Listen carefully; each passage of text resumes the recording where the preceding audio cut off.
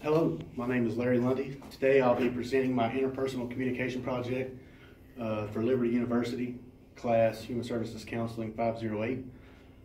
Throughout this presentation, I'll be covering the principal goals of a communication plan. I'll be going over my behavioral blend and background, the communication barriers I've learned throughout the course, the research and strategies, and an action plan for actually implementing the resources and strategies described within my presentation. We'll start off by saying, as stated by Stewart, 2012, our identity is made up of interlocking features that mark how persons have or behave and respond to others. Basically, each of us have our own identity. And this not only defines who we are, but how we behave, but it also defines how we interact with each other. Our identities are developed and influenced by many different things. As pointed out by Stewart again, 2012 in our text, our identity has ethnic, gendered, artistic, athletic, occupational, scientific, economic, political, and religious dimensions. And these will always seem to change depending on our lives and how we live, going through circumstances or experiences. No two people will ever have the exact same identity. I have a brother. If you take a look at him and I, who share the same genetics and many of the same life experiences, we still have completely different identities. I think this realization is important not only in our personal lives, but also within our professional lives.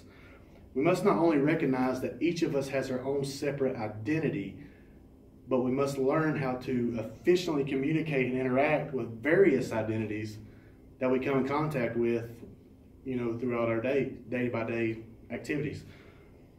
So, this being a interpersonal communication project, I'll ask a question. What is interpersonal communication? Basically, interpersonal communication is a process by which people exchange information, their feelings, whether it be through verbal or nonverbal messages. It's more or less a face-to-face interaction. That way, two people communicate, two or more people, they're communicating. According to our text in Stewart again, 2012, interpersonal communication is the kind of quality of contact that happens when people involved talk and listen on the ways that maximize the quality of contact that happens between people that are involved in talking, and listen on the ways that basically maximize the presence of those people. In our other text, Burley and Allen, in 1995, it gives kind of a quote like, communication as a skill is a common enough concept. In regards to my overarching goal, I would have to say my overarching goal would have to be listening. I believe that we could all be better listeners. Most of the time we seem to be listening, but are we just hearing the words that are being said, or are we actually comprehending what is being said? According to Burley Allen, 1995, the way you listen to and respond to others will strongly influence how they will respond back to you. And how they will feel, in regards to your response, such as whether or not they want to continue to talk, if they're feeling turned off or understood, they get tense, they get relaxed. It's many different things. It all affects how you present yourself. Will get the way they respond in return, so to speak. Listening is one of the main ingredients within effective communication. If no one is listening, then no one is comprehending what information is trying to be passed along. Those of us who get upset when we realize that people aren't paying attention, I know I do. So if we get upset when someone's not paying attention to us and to what we're saying, then I think we need to actually go back and take a look at ourselves. And what I mean by that is, are we actually listening when someone else is speaking to us? If not, maybe this is why we're being ignored. Burley Allen in 1995 also states that to make listening work for us, we must avoid being critical, being judgmental. We have to listen to the actual underlying meaning of what is said, and we need to ask the right questions. We don't need to ask why. No one likes why, but I do believe that we can ask the what, the when, the where, and the who questions to avoid any type of frustration within the conversation and or dialogue, if that's what you're having. No one is a perfect listener. No one's a perfect communicator. No one's a perfect dialogue practitioner. And basically no one's perfect at anything at all, to be honest. But we must sharpen our skills daily, on a day-to-day basis. We must sharpen our skills to be more effective at not just communication, but all aspects of life. If we don't care, we won't succeed. If we do care, we will do what we have to do. We will work on our skills to improve in no matter what field it is. Even though we want the speaker, when we're talking to someone and we want the speaker, if someone's talking to us, someone's confiding in us, if we want for them to solve their issue on their own, that doesn't necessarily mean that we can't attempt to lead them in the right direction, but we still have to listen. We can't tell them what to do. Becoming a good listener, it's going to be hard for us all. But becoming a good listener will not only assist you within communication, but it will most definitely help you with all, just like I said earlier, all aspects of life, especially in the field of understanding someone. The process of collaborative meaning making is influenced by various people's personalities and behavioral blends in many ways. Each personality type influences how individuals think, make decisions, communicate, and behave. I classified mostly with the personality type D. In reading the description of the personality type D, I do feel that this personality type describes me adequately. According to the Uniquely You result, personality type D has characteristics such as being dominant, determined, demanding, or direct. It also states that the personality type has a direct approach, who likes to take charge and accomplish whatever task is at hand. I feel like this does describe my personality. I feel like I'm very task-driven, and I don't mind taking charge. I feel like this influences my decision-making and my thought process when trying to accomplish tasks or duties that I'm doing, whether it be at home or at work. The Uniquely You result, it also states that personality type D leadership styles thrives under pressure and doesn't mind making difficult decisions.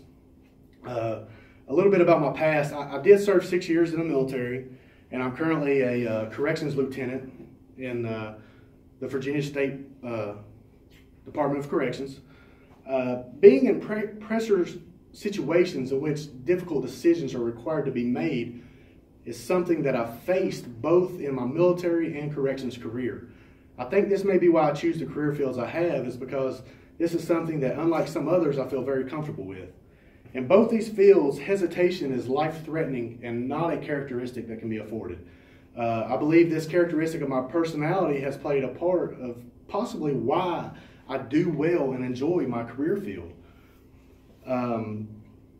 But with any type of communication or whatever you're dealing with, there's always some sort of barrier. Me talking to you right now on this is a barrier for me. I'm not comfortable doing this at all. But according to Allen, 1995, God gave us 2 ears but only 1 mouth. Some people say that's because he wanted us to spend twice as much listening as talking. Makes sense. Others claim it's because he knew listening was twice as hard as talking. I agree. In week 6 of the course, I watched the movie Fireproof. I've watched this movie several times throughout the years, but I still get goosebumps each time I watch it. The movie really hits home because if the situations that occur within the movie don't necessarily relate to you, you most likely know someone it does. There's definitely a lack of communication within this couple that's married throughout the movie. the couple has strayed so far away from the communication process as a whole. Neither individual attempts to listen. They just want to be heard. Trust me, no one is listening when you're being degrading, if you're loud or if you're screaming or verbally abusive within a conversation. A defense mechanism basically takes over and anger and frustration come about. Even when we don't agree as a couple, we have to communicate and establish boundaries within the relationship. When we can learn to communicate within our relationship, then and then only can we learn to love. How can we love someone that we can't even talk to? To me, basically the answer to that is we can't. Fireproof, the movie Fireproof, it explored the interpersonal communication, especially within a family relationship. Stewart, 2012, talks about the importance of a meta message within family communication. He also mentions that the meta message is the underlining, or the underlining meaning within a message that is not necessarily spoken in words.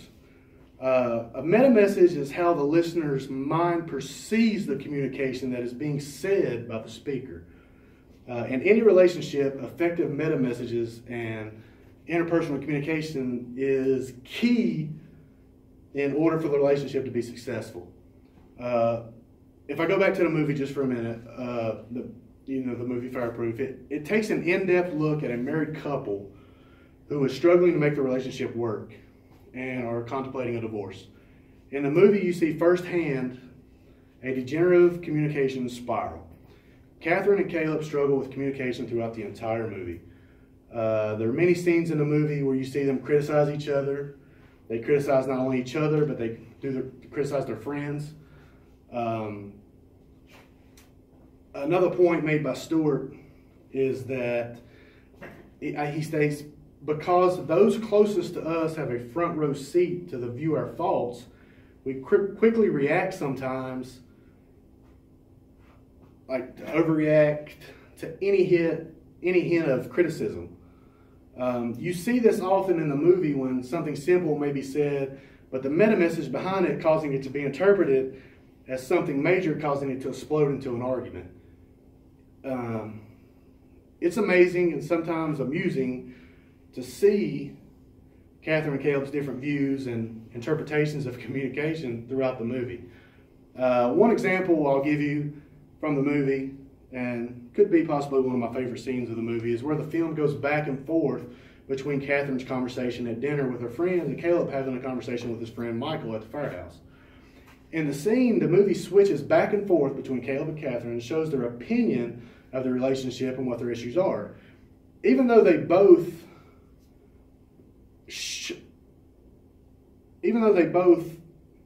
admit that they have a problem and the relationship has issues, the scene shows firsthand the total opposite viewpoints each of them have as to what the issues actually are within the relationship. We must realize that interpersonal communication can either make or break any type of relationship. I think some ways to improve on listening and communication and this and that is basically to be fully in the moment. We've got to be able to put ourselves in their shoes. Another way is basically to pick up key points and let the speaker know that you picked that point up.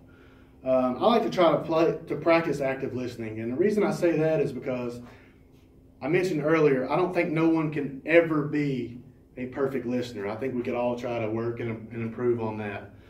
I like to try to develop curiosity, keep an open mind. I think an open mind is a big thing.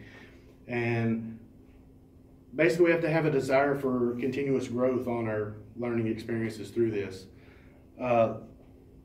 Lastly, I try to better myself daily in all aspects of my life, whether it be with God, family, or even my career. And basically, communication is what it is. We have to strive daily to try to be better.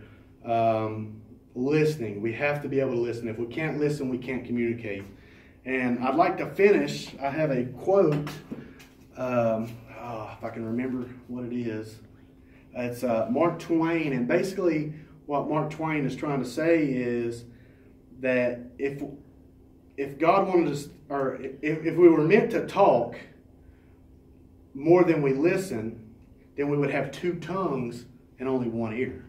Keep that in mind. Thank you.